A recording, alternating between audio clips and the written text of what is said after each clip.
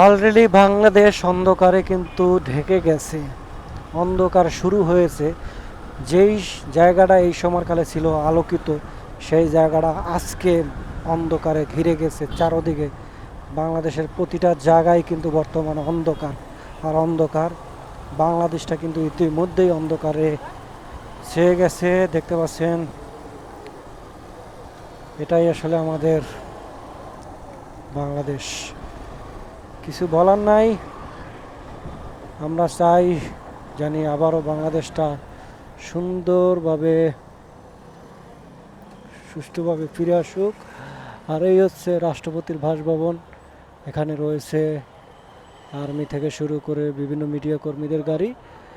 আসলে পরামর্শ করছে কি হবে এবং পরবর্তীতে কি কার্যক্রম হবে, কিভাবে কি, সেটাই আসলে তারা করছে। বাট অলরেডি অন্ধকারে ছেয়ে গেছে বাংলাদেশটা। এটার আলো কখন পাবে, কখন মানুষ এটা আলোকিত দেখতে পাবে, সেটা আসলে বলা মুশকিল। বাট বাংলাদেশটা আর আগের মতো নাই। শান্তিপ্রিয় মানুষ আর কতটা শান্তিতে থাকতে পারবে নতুন সরকার গঠন হওয়ার পরে।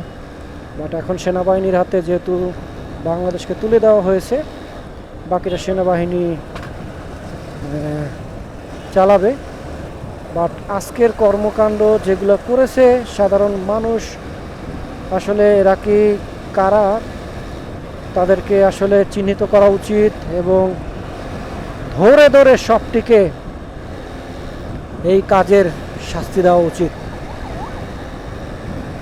কারণ বর্তমানে অন্ধকার হয়ে গেছে, ঢাকা শহর অন্ধকার হয়ে গেছে। বাংলাদেশ অলরেডি সংসদ ভবন থেকে শুরু করে গণভবন লুটপাটে শেষ।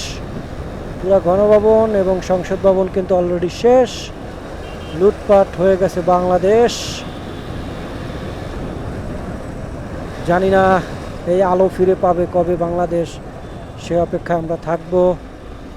কিন্তু অলরেডি শেষ।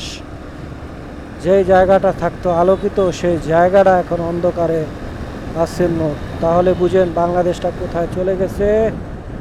বাংলাদেশ শেষ। ভালো থাকবেন সবাই। সোনার বাংলাদেশ তো ভালো রাখবেন, সুস্থ থাকবেন। আল্লাহ হাফেজ।